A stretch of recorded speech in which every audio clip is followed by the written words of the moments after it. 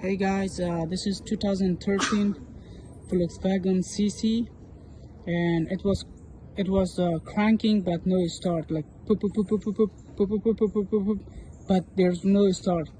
And most of people they're gonna They change this, because the owner of this car, he said, the mechanic, he changed the sensor for this one and the crankshaft sensor, but the problem is not the crankshaft sensor or the camshaft sensor. yeah, there is another sensor. The crankshaft sensor is right there between transmission and engine, and so most of people replacing that one, but it's not.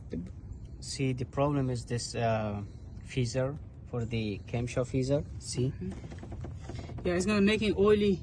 Yeah, before I just clean this one, and once it's gonna cranking again, I can see all oil right around right there. And this is the problem. If you're replacing this one, you can see it's making that noise. It's gonna leaking from somewhere right there, and you see all around oil right there. Okay. all right.